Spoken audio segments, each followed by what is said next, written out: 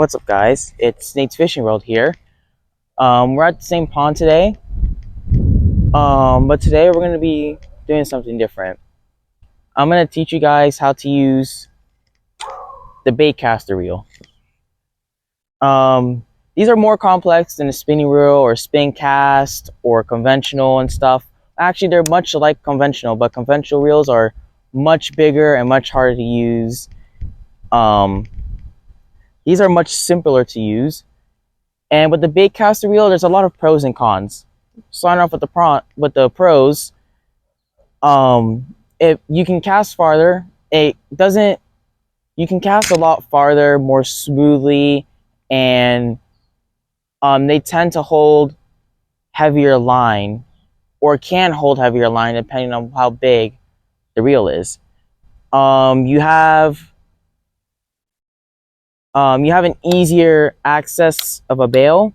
You just flip it up and down, up and down. It makes it much easier. You evidently have two knobs, so you can have one or you can have two, whatever is you feel more comfortable with. But the cons, you get a lot of backlashes and bird's nests, which cost a lot of time to take out, and it's a pain in the butt. Another con is it really takes time to clean it, and to clean it, it's really not that hard. All you got to do is just go around the reel, the outside and the inside parts, which I'll go in the next video or in a future video. I'll teach you guys how to clean the Baitcaster reel and properly maintenance it. There's multiple different parts because you have your brakes and you have a spool tensioner, you have a bunch of bearings. It's really much more complex. Another con is that some reels can hold heavy line, but some can't. Because let's say, for example, you want to use this loose speed spool and you want to go live bait fishing. This reel can handle it. Don't get me wrong. This is an amazing reel. It can handle anything. It can hold up to 50-pound braided line. I believe 110 yards. It's amazing. But it's small and it doesn't really come with a power handle, or like the handles doesn't really, it's like kind of small in a way if you have big hands. And then another thing is you have your spool tensioner knob, which is this knob right here.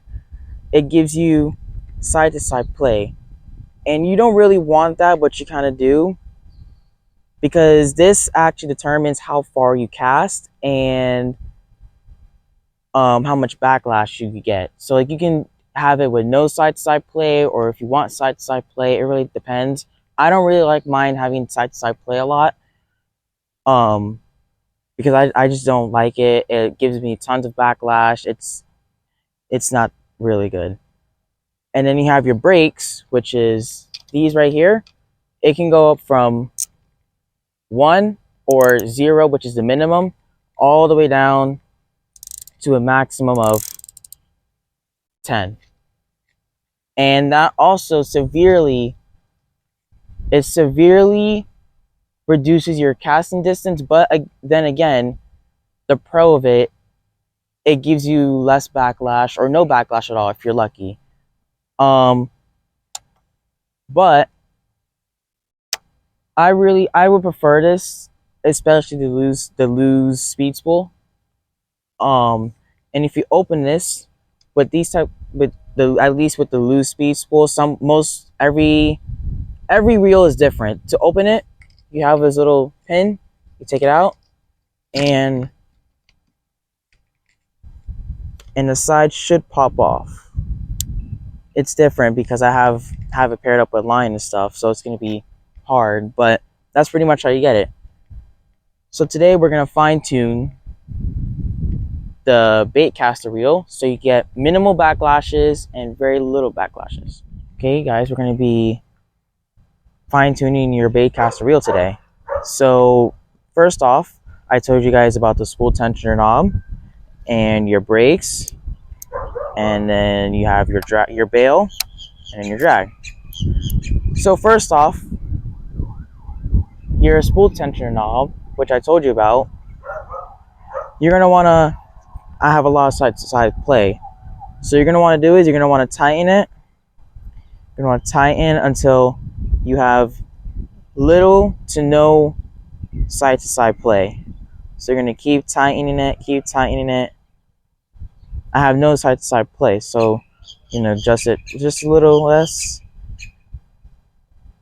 and then keep wanting to do that. So I have very little side to side play now, and that is actually gonna tell you how fast your lure is dropping. So it's gonna go. See that? See, it went far. Well, it went fast, and then with that, okay, you still have a little bit of backlash, so we can fix that. We can fix that. So what you're gonna want to do is you can set your brakes to a little. I have mine on 3 max. So we're gonna start off with 5. Still have backlash, okay? So what I recommend is you start off with the brakes at all the way. So this goes to maximum, bam, done. So then we're gonna check out if the lure goes down fast. Okay, there we go. As you see, no backlash at all. No backlash at all, nothing. And for you guys that didn't see, very little. Very little. And that is technically not called backlash to me. It's easy to fix. Then what you're gonna want to do is, as you get more and more comfortable, you can set it like me. I put it to 3, and what I do is I tighten my spool tensioner knob to where I have no play. And watch this. Just like that. Just like that. And you guys have fine-tuned your baitcaster reel. So let's get to casting. Let's see how this works. See? If you guys can tell, no backlash at all. No backlash at all. So you don't really need to use your thumb. Personally, I use my thumb. If I feel like I cast it too hard, you use your thumb, or if you cast a little too far or whatever, it's always good to use the thumb.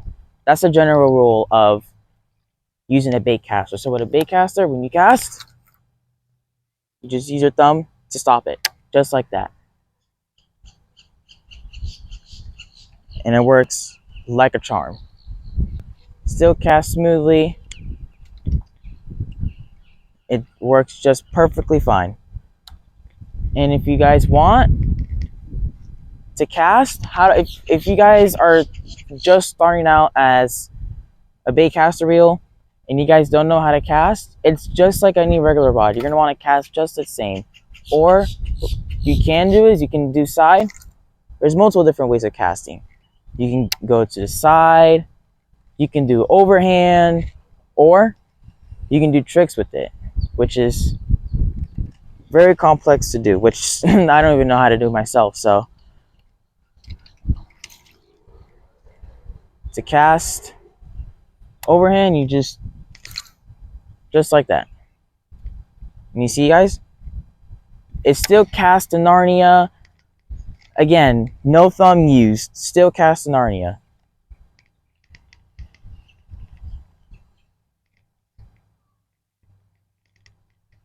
And then once you guys start getting the hang of it, and you guys are pretty much pros at the baitcaster handle, what you're gonna want to do is you can overhand cast, kind of like that. I'll show it again right now. So what you're gonna want to do is you just go like that, pretty much. So just like that.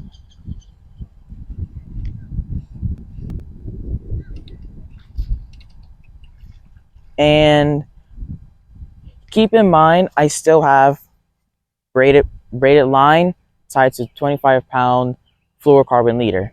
Now for my other rod, I have straight braided line, and this is a heavy lure, a very heavy lure. And no matter how fast it drops,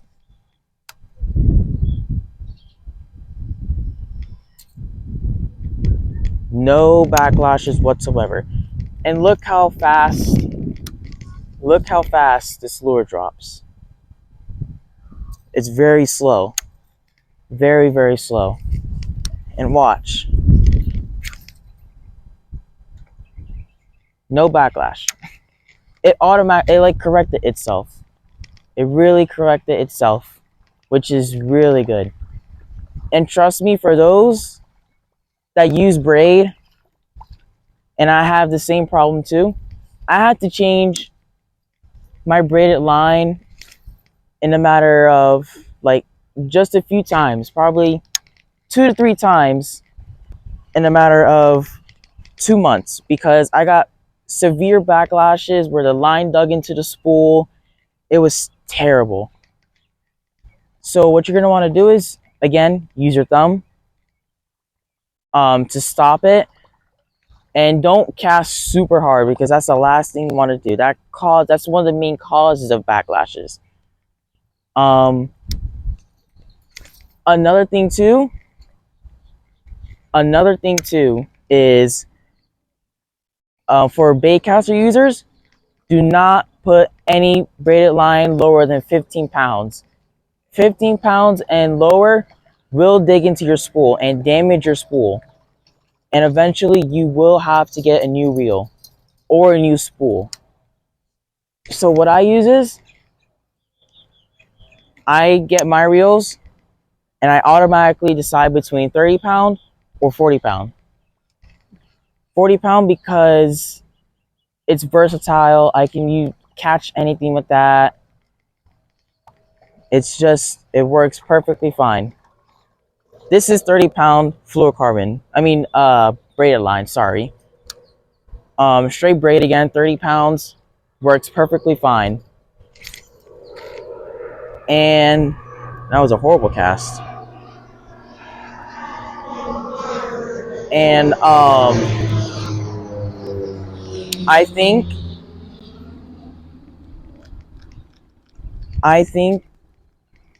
that's what I think. 30-pound braided line up to 40-pound, depending on what your situation is. Like for example, if you want to go live bait fishing, get yourself you can get yourself some 50-pound braided line up to 40 or 50-pound fluorocarbon leader, maybe 60, depending if you're going for big catfish or just big fish in general.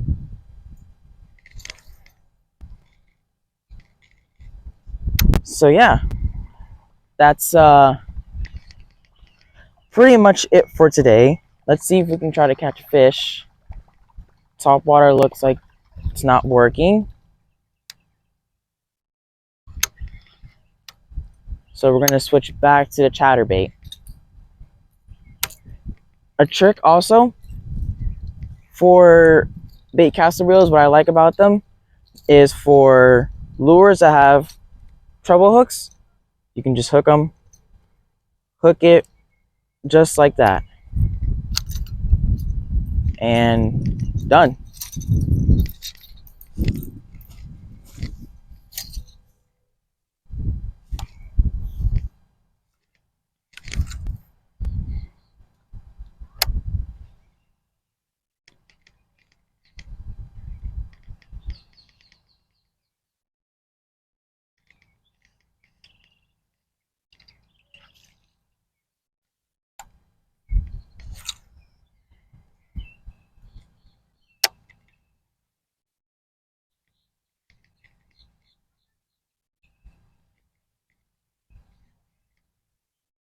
Another recommendation, guys, if you guys don't want to pay $100 for a fishing baitcaster reel, or 200 or 500, what I recommend is the reels that are really good. I've seen really good reviews on YouTube is Pixie Fun and Cast King.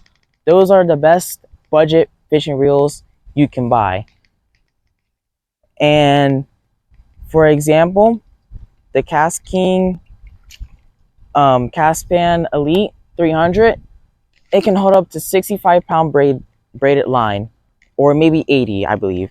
And it's a Baitcaster reel. It's a size 300, so it's a little bigger than that, a little beefy, but it gets the job done. It has 33 pounds of drag, which is great for catching freshwater and saltwater fish that are well over 50 to 100 pounds. Works amazing.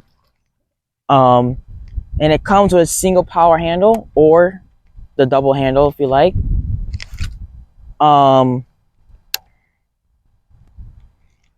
Another good reel brand is Pixie Fun. They're the best budget options. They're really good, versatile. Can be used for practically anything. And they don't sell only just baitcaster reels. They sell trolling reels. They sell conventional baitcasters, spinning, spin cast, fly reels, and ice fishing reels. They sell braided line. They sell backpacks, which I have for myself. Baitcaster, backpacks work amazing. Lots of pockets, lightweight, and it comes with 4 tackle boxes. I have 8 in there because I have my own tackle box before. It has 2 tie rod handles, so you can tie your rods down without having to hold them. It has a water pouch pocket, so with that, you can put your fishing license, you can put your phone, card keys, whatever you want in there, so it stays secure. It has another pouch on the top, and personally, I use that pouch for my soft plastics, worms and flukes, etc.